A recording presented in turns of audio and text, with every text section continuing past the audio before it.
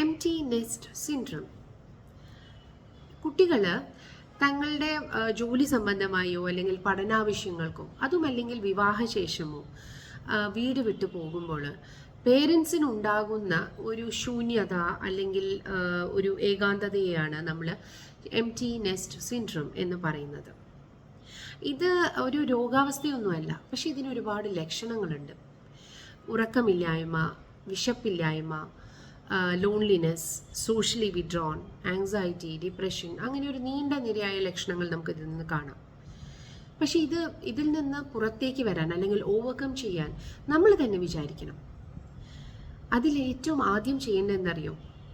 U have to make this situation into an opportunity to rediscover yourself. നമ്മൾ പണ്ട് മറന്നു വെച്ച ചില ഹോബീസ് ഉണ്ടാവും, അതൊക്കെ ഒന്ന് പൊടി തട്ടിയെടുക്കുക. പുതിയ പുതിയ കാര്യങ്ങൾ പഠിക്കുക, പുതിയ ഹോബീസ്. അതുപോലെ നമ്മളെ പഴയ ഫ്രണ്ട്സിനെ ഒന്ന് വിളിച്ചു നോക്കി ആ സൗഹൃദം ഒന്ന് പുതുക്കുക. സെയിം വേ പുതിയ നല്ല നല്ല സൗഹൃദങ്ങൾ, ഒരു ഓപ്പൺ കോൺവെർസേഷൻ, അതേമാതിരി സപ്പോർട്ട് കിട്ടുന്നതും അതേമാതിരി പോസിറ്റീവ് കോൺവെർസേഷനും ഒക്കെ പറ്റാവുന്ന നല്ലൊരു സൗഹൃദ വലയം ഉണ്ടാക്കുക. പിന്നെ നല്ല സ്ഥലങ്ങൾ പോയി വിസിറ്റ് ചെയ്യുക, അങ്ങനെ മെഡിറ്റേഷൻ ചെയ്യുക, യോഗ ചെയ്യുക, അങ്ങനെ പലവിധം ആക്ടിവിറ്റീസിൽ ഇൻവോൾവ് ചെയ്യുക.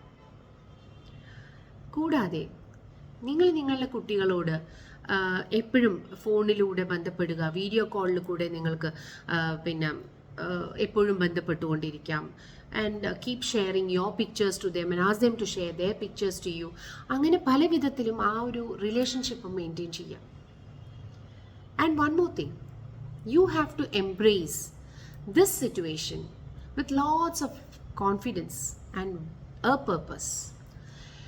അതെന്താണെന്ന് വെച്ചാൽ, നമുക്ക് ജീവിതത്തിൽ ഒരു പേർപ്പസ് ഉണ്ടായാൽ മാത്രമേ നമുക്ക് ജീവിതത്തെ ഇഷ്ടപ്പെടാൻ പറ്റുള്ളൂ. നമുക്ക് ഒരുപാട് ജീവിക്കണം, ഒരുപാട് എന്തൊക്കെയോ ചെയ്യാനുണ്ട് എന്നൊക്കെ തോന്നുക എപ്പോഴാ? ഒരു പേർപ്പസ് ഉണ്ടാവുമ്പോൾ. So keep smiling, live your life and love your life. Thank you.